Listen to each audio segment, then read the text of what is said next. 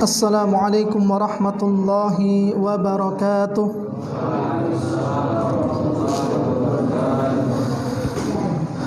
Alhamdulillahilladzi hadana lihada wa ma kunna linahtadiya laula an hadanallah wa asyhadu an la ilaha illallah wahdahu la syarikalah wa asyhadu anna Muhammadan abduhu wa rasuluh. Ma'asyiral muslimin wal muslimat rahimani wa rahimakumullah. Kita lanjutkan, ada beberapa poin catatan. Yang tersisa ada 3 poin catatan untuk mengakhiri atau menyempurnakan pembahasan kita pada malam hari ini. Poin catatan yang selanjutnya, apabila hilal dapat dilihat pada suatu negeri, maka hilal tersebut berlaku bagi negeri lain yang tempat keluar hilalnya bersamaan. Ini pendapat yang paling mapan di antara berbagai pendapat ulama, dan ini pendapat yang dipilih oleh Syekhul Islam Ibnu Taimiyah rahimahullahu taala. Jadi kalau seandainya ada sebuah negeri yang ru'yatul hilalnya atau penglihatan hilalnya itu sama, atau matla'nya sama, matla' artinya tempat terbitnya matahari itu sama, maka bisa berlaku untuk 2 negara yang berdekatan. Ya, misalnya di negara Indonesia belum terlihat hilal, ya. Kemudian di negara tetangga sudah terlihat. Maka apabila matla' atau tempat terbitnya matahari atau waktu terbitnya matahari itu tidak terlalu jauh antara 2 negara tersebut, maka ini pun juga berlaku untuk negara yang sebelahnya. Ya. Ini pendapat yang dipilih oleh Syekhul Islam Ibnu Taimiyah. Kemudian yang selanjutnya, apabila seorang muslim berpuasa di suatu negara, lalu ia berpergian ke negara lain, maka hukum puasa dan berbukanya adalah hukum negara saat dia pindah. Ya, jadi misalnya ada seseorang yang mungkin dia tinggal di Indonesia, ya, kemudian setelah itu dia mungkin berdomisili atau mungkin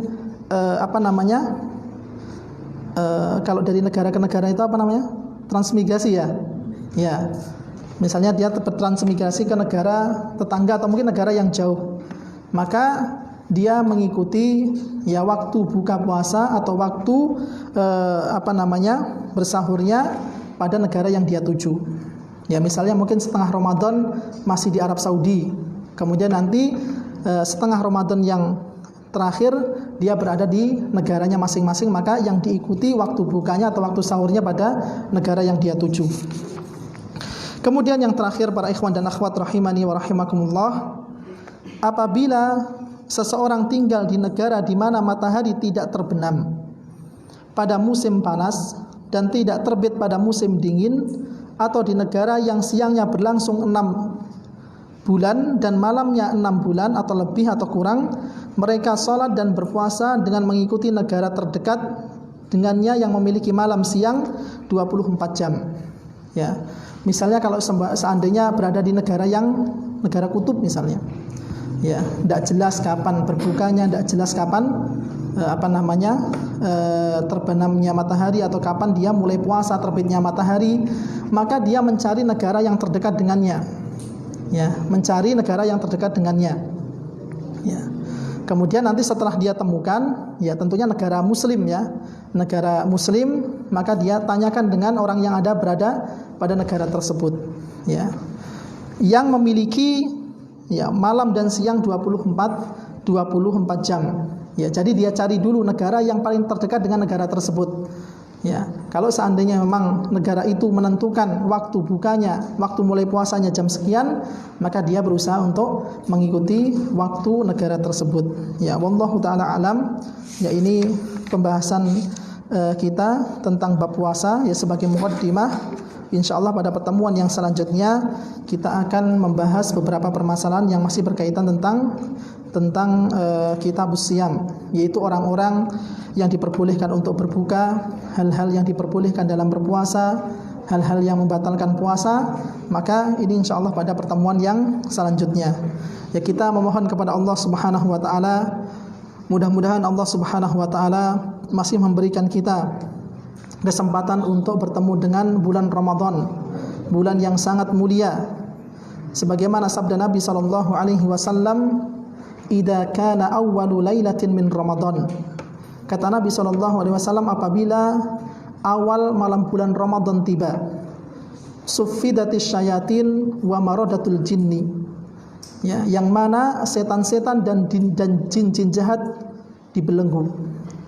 Wa futihat abwabul jannah falam yughlaq minha babun. Kemudian Allah Subhanahu wa taala bukakan pintu surga selebar-lebarnya dan tidak ada satu pintu pun yang tertutup. Ya. Wa ghulliqat abwabun nar falam yuftah minha babun. Dan ditutupnya pintu api neraka jahanam dan satu pintu pun tidak ada yang terbuka. Kemudian Allah Subhanahu wa taala menyeru, ya baghiyal khairi aqbil. Wahai orang-orang yang gemar untuk melakukan kebaikan, rautlah sebanyak mungkin. Wa ya baghiyasy syarri aqsir. Dan orang-orang yang melakukan keburukan, maka tahanlah. Ya, walillahi utaqa'u minan nar. Kemudian Allah Subhanahu wa taala mempunyai pembebasan dari api neraka bagi hambanya, wa dzalika kulla lailatin. Dan yang seperti itu terjadi pada setiap malam bulan Ramadan. Maka kita berusaha untuk membekali diri kita untuk memasuki bulan mubarak, bulan yang penuh dengan berkah, bulan yang penuh dengan ampunan, bulan yang penuh dengan rahmat, yang insyaallah nanti kurang lebih jatuh pada, ya ini perkiraan pada tanggal atau pertengahan bulan April. Ya, mudah-mudahan Allah Subhanahu wa taala masih memberikan kita kesehatan, masih memberikan taufik kita untuk memperbanyak ibadah pada bulan tersebut. Baik para ikhwan dan akhwat rahimani wa rahimakumullah, ini saja yang bisa kami sampaikan. Kalau ada yang ingin disampaikan, maka kami persilahkan. Tafadhal.